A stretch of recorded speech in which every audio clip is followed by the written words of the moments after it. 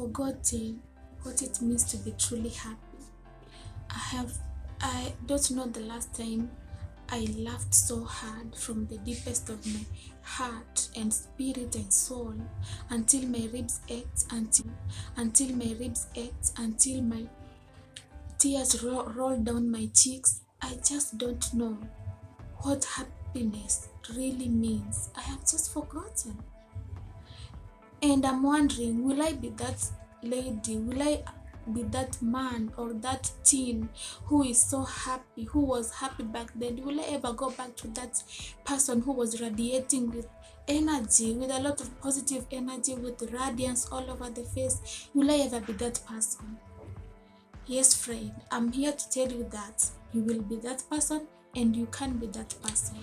Hey friends, welcome back to this channel. I am Caroline of Healthy Me Health Generation, and in this channel we talk about everything health. We touch on spiritual health, our physical health, our emotional health, and our mental health, because I believe that for us to raise a healthy generation and to live healthy generation onto this planet, we ourselves, we as parents, we as teens right now, we as parents have to be in the right mental state, financial state to bring up these children. So welcome to today's video. So you have forgotten what it means to be truly happy. You just don't know when is the last time you were truly happy, you were laughing, And when we were kids, things were simpler. We grew up and everything was just so simple. We were so happy. We did not have responsibilities. There were no bills to pay. We did not have to struggle with that friend at school who is so mean to us, or that bully at school. We did not have to struggle with the fact that we cannot make friends, or we are antisocial. We did not have to struggle with all these problems, and we were just so happy. Life was so flawless. The only thing we knew was to ask, and whenever we asked, everything was just there at our disposal. But what went wrong really? What happened? Where did everything turn? And now we are so unhappy with ourselves. We are so unhappy with life. We are just so unhappy with everything, and we are unmotivated. We are sad. We are sorrowful, or we feel so lonely inside ourselves. So I was there.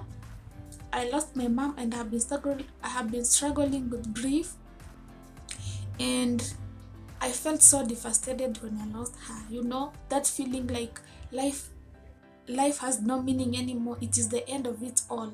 And I struggle with grief. I remember it was last year. I was so unmotivated, and I was like, if I'm going to let myself down, or the people around me down, I will have failed myself. I would have failed my future self if at all I will keep on sympathizing with myself, or I'll keep on self-victimization, or I'll keep on wishing things would not have happened the way they happened. So I made a decision to change my life. I made a decision to change my mind, to twist my mind a little bit, so that I can get myself going. I can get myself to that happy girl that I was. So I will share with you what I did, the steps that I took to get back to at least the basic form that I can say I got back from the sorrowful me to that person who was so sad, and to that person who is now happy, who can now do whatever she wants and feel happy about whatever she is that she's doing. So the number one thing that I did was I discovered and I realized the blessings of gratitude. There's so much good about us being grateful for everything that we have at the moment. I always like to tell myself this, that everything that I need right now, everything that I need and I want, I have it right now. Everything that you need for this moment, you already have it. You don't need anything more. You don't need anything more or less.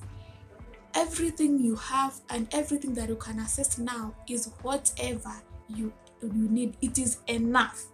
So I told myself, I have siblings. I have my dad with me, but I was always crying. I was always in tears. I was always in sorrow. So something really crossed my mind, and I asked myself, I am sorrowful for the fact that mom is gone. I'm sorrowful for the fact that she's gone. But will I be sorrowful forever and forget the gifts that I already have? I mean, I have my sisters whom I love so much and they love me. I have my dad who is there taking care of us, doing everything in his capacity to take care of us. But the only thing I can do and the only thing I do best is to always regret and feel guilty and anger for the fact that my mom is not here. I felt I was so unfair to myself. So I wrote down 7 things every morning in a notebook. How I get yourself a journal. It doesn't have to be something expensive. Mine is this one. This is my journal right here. You see, it is not something expensive. This is it was just 42 Kenyan shillings, 42 bob. Yes, I did not have to. I couldn't afford the fancy journal which can go at 600 or 1000 or maybe 2000. I couldn't afford that, so I bought this small notebook and I was writing down everything I was grateful for. 7 things. The first thing when I woke up in the morning, I would write 7 things I was grateful for. And for me, the basic thing is that I'm alive, I'm healthy, I am talking, I am smelling, I can pray, I can sing.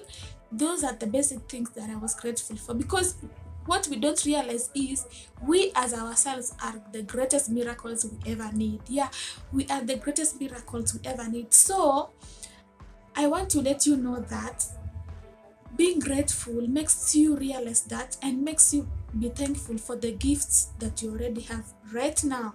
And I want you to know that that is all you need. I lived in the moment. I stopped torturing myself about the past and things I could not change, and started appreciating what I have and what I can change. And I lived in the moment. I did not want myself to be anxious of the future.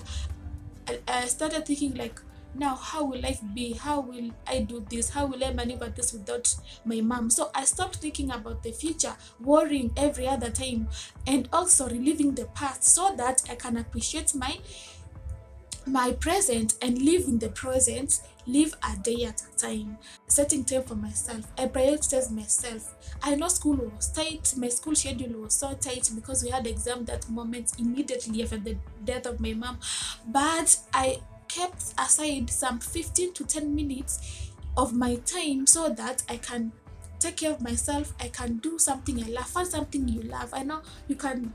Maybe you love watching movies like I do, or maybe you love singing, or maybe you love drawing, you are an artist, or maybe you are there's something you can do is hiking. Find something that you love, something that you can do flawlessly, something that when you put your mind to do, you know that it is from deep within yourself, which will make you appreciate the present moment, which will make you appreciate the gift that you already have. And the miracle that I did was setting boundaries. I set out boundaries for myself.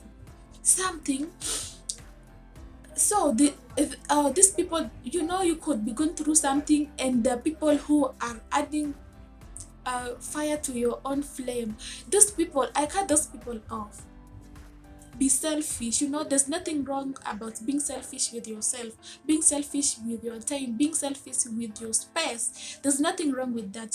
So because you have prioritized yourself, you have found something that you want to do and you feel so happy about doing, put those boundaries. If it's that 15 minutes you've set aside for yourself, then any other thing that will come up within that time, shut it off. Yeah, don't allow people to invade your space if you don't want to.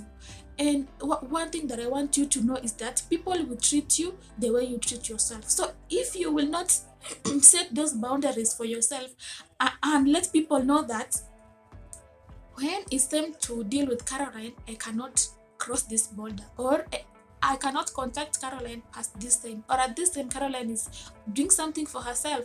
You should dictate how you want people to treat yourself. Because if you're so free, you cannot plan for your time. People will plan their time for you. They will give you things to do at work, or maybe assignments for their own assignment they'll be giving you, as while themselves are going to enjoy themselves or going to do their hobbies. People will plan for you, they will plan your time for you, and if you cannot say no, people will tread on you, people will step on your time, people will infringe, they will invade your space and privacy if you will not be able to say no to them. So set those boundaries, because if you set those boundaries, you will first outline what it is that is so important to you and that everyone must respect. And if people will respect you, then you will get that peace. You will have that peace of mind. You will have that peace in you.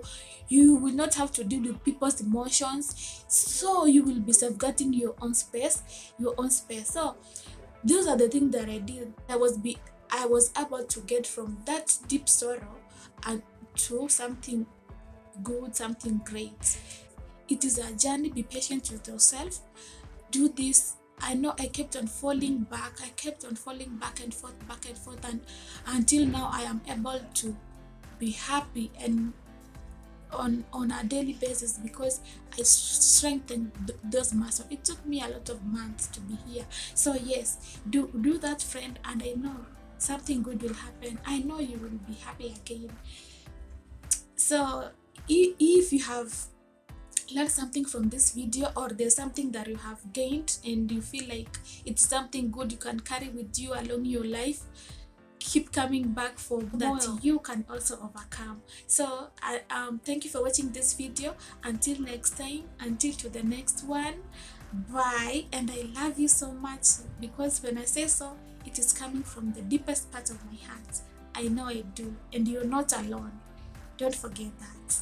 Thank you and bye.